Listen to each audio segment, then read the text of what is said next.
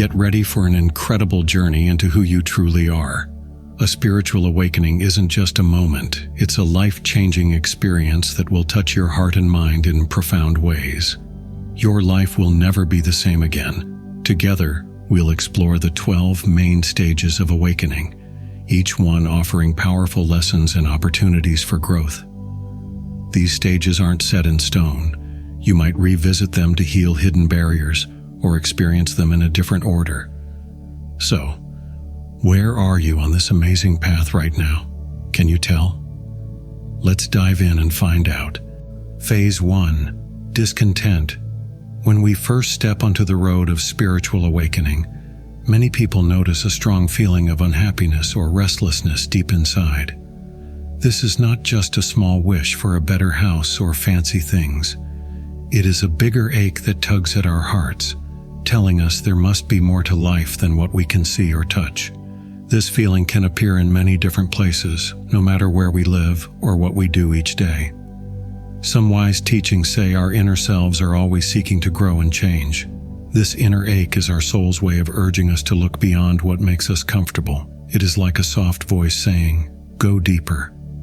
At this point, our spirit asks us to see past everyday rewards and safety.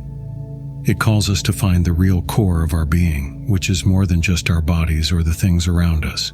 Many well-known spiritual seekers from the past left behind their normal lives to find deeper truths. Their stories show that we can find wisdom if we listen to the pulling in our hearts. This deep longing can be a strong sign that our soul wants something more. Even though it may feel painful, this unhappy feeling can open the door to spiritual growth. By paying attention to our discontent, we begin to see our bigger purpose in the hidden parts of our world. This restlessness is not just an obstacle. It is a spark that starts the journey, leading us to learn lessons our souls came here to find. If you enjoy the content here at Telos and want to support the channel, you can do so by discovering Telos ebooks, link in the video description, or by shopping through the links in the video description. These are affiliate links, which means Telos earn a small commission if you make a purchase, without any extra cost to you. Back to the video. Phase 2. Questioning and seeking.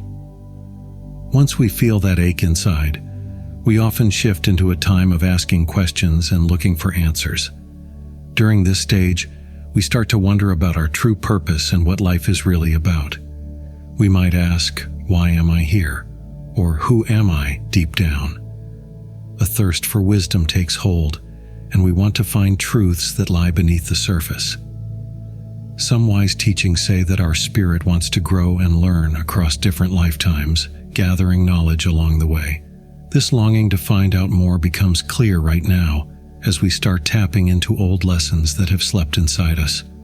We might look for this information in books or through thoughtful talks, but in the end, these answers also live deep within our own hearts. One teacher once shared that we should aim to be better than we used to be, rather than trying to be better than someone else. This shows that our path is about personal improvement, not beating others. At this stage, we turn inward for approval and focus on how our own inner growth can change the way we see ourselves and the world. By doing this, we see patterns in our own lives, and we start to grasp the wisdom gained from our ups and downs.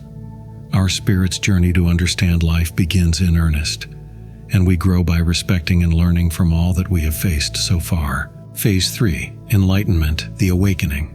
When our search for truth deepens, we come upon a powerful shift called enlightenment. This moment is more than a single event. It is like our mind growing wide, letting us catch glimpses of realities we might not have known were there. Enlightenment here means expanding our sight, allowing us to see beyond our daily routines and become open to new knowledge about how the universe really works. Some teachings say enlightenment involves reaching higher levels of wisdom stored in the unseen parts of existence.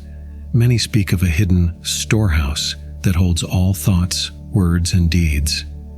During this stage, we start to tap into these great pools of information.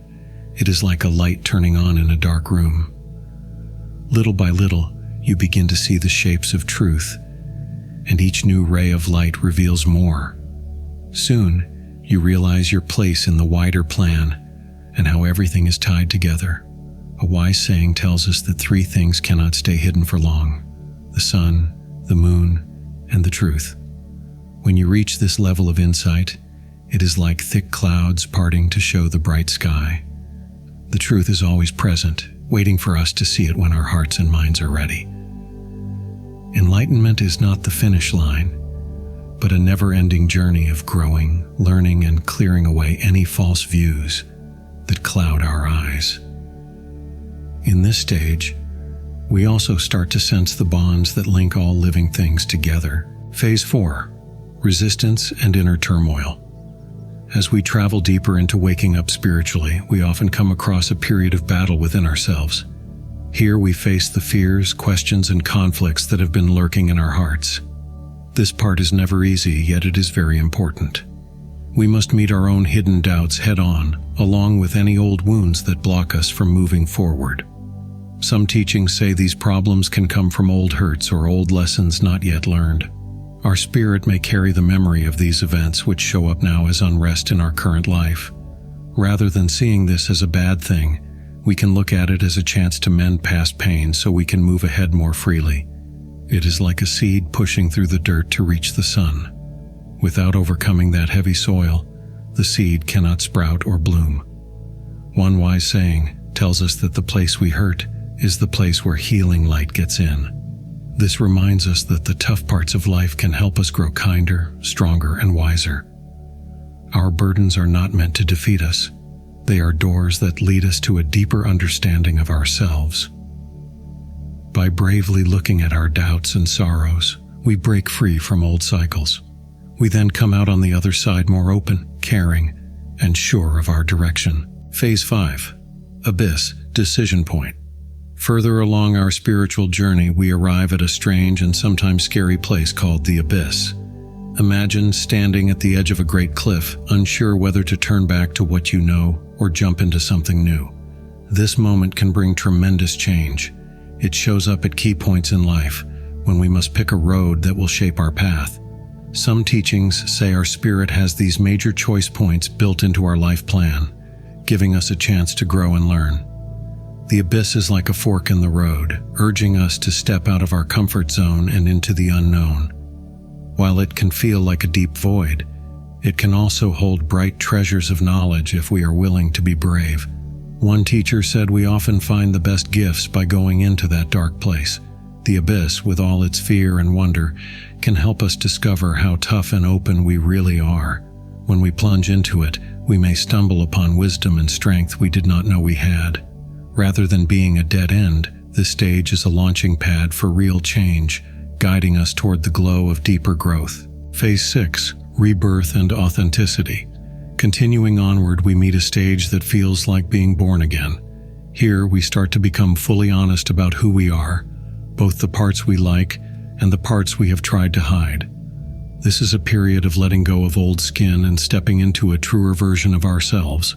Some teachings say this includes healing old wounds that keep following us. When we face these shadows and understand them, we allow them to join with our brighter sides, forming a whole self. One thinker said we do not become enlightened by just picturing bright shapes, but by facing our hidden darkness. Facing the parts of ourselves we have tried to ignore is how we truly grow. By doing so, we see past the walls we have built and we live with a clearer sense of who we are. Another wise saying is, above all, be true to yourself. This hits the heart of this stage, being honest about what we feel, value, and believe. We stop pretending to match what the world wants us to be. Instead, we live as our real selves. This shift, where we drop old masks, leads to living in a more open, satisfying, and awakened way. Phase 7: Oneness and Connection. At some point, many travelers on this path realize we are not as separate from others as we once thought. We see that everything, people, animals, plants, and all forms of life, is tied together in a big web. Our eyes open to the sense that each living thing is part of one big family. Some teachings explain that the feeling of being apart is mostly an illusion, caused by how our minds usually see the world. We are invited to go beyond these old ways of thinking and recognize that on a higher level, we share one mind and spirit. Once we let go of the idea of me versus you, we can experience deep unity. A famous idea says that we are spiritual beings who happen to be having a human life, rather than humans who might stumble upon a spiritual moment. This fresh view shifts how we see ourselves. We come to understand that our true nature is much bigger than we first believed, and that our day-to-day life is only one part of our full spiritual story. Phase 8, flowing with life and synchronicities. As we dive further into our waking up, we start to pick up on little signs and wonders in our daily lives. We call these events synchronicities. They may look like coincidences, but they often feel meaningful and timely. They might be a sudden chance meeting, perfect timing, or a repeating theme that shows us what to do next. Some teachings suggest that these happenings are not random at all, but messages from the universe showing us we are on the right track. These signs remind us to keep following our deeper knowing.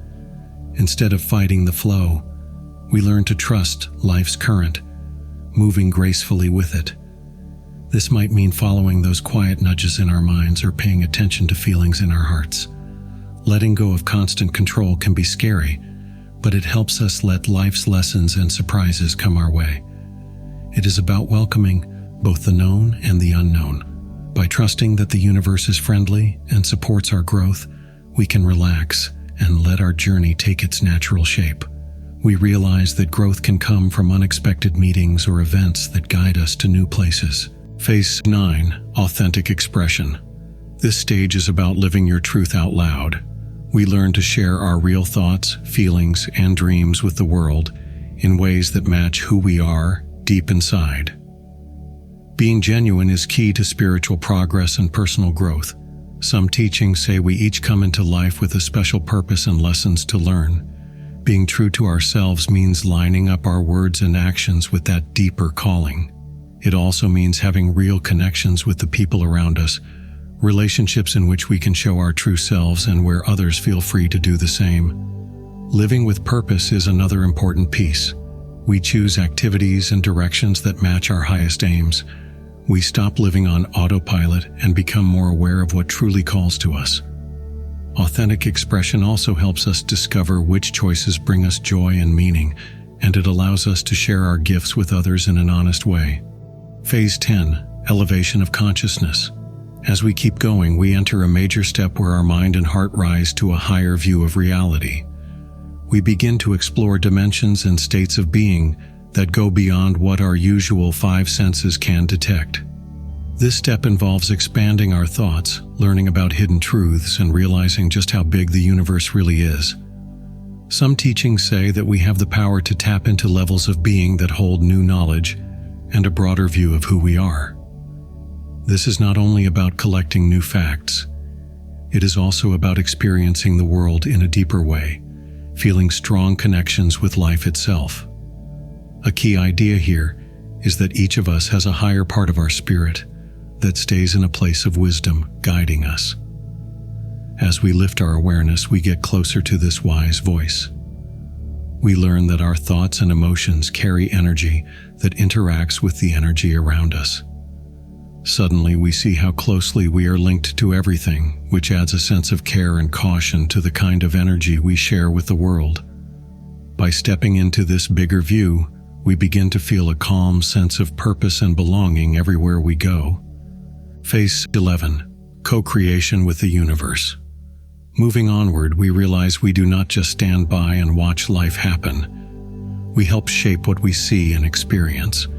This stage is about understanding that we take part in forming our reality. We have the power to dream, set intentions, and bring about changes. Our spirit grows by learning these lessons about how our inner state can shape the outside world.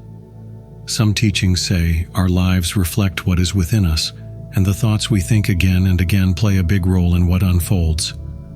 By guiding our thoughts in a loving, hopeful direction, we can draw good things to us. This idea is sometimes called the law of attraction. It means that if we match the energy of what we want, we can help it come to life. A well-known idea holds that everything is made up of energy, including us. When we line up our own energy with the world we want, we take part in shaping that world. This does not mean we can control every event, But it does mean we can work with the flow of life to bring more kindness, peace, and happiness our way and into the world. Phase 12, unconditional love, compassion, and acceptance. In the final stage, we open our hearts to unconditional love, caring for others, and allowing ourselves and everyone else to be who they are. These three qualities are like a bright light that shows our deepest level of spiritual growth. They can lift not only us, but also the people around us to a higher way of living. Some teachings say love without conditions is the strongest force. It looks past outside barriers and does not ask for anything in return.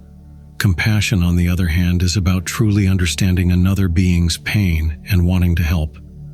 By practicing this, we feel how connected we all are, and we grow kinder in the process. Acceptance means letting ourselves and others just be, without trying to force changes. It helps us see that each person's journey is special and important, even if it is not like our own. This kind of acceptance can heal deep wounds and bring us closer together.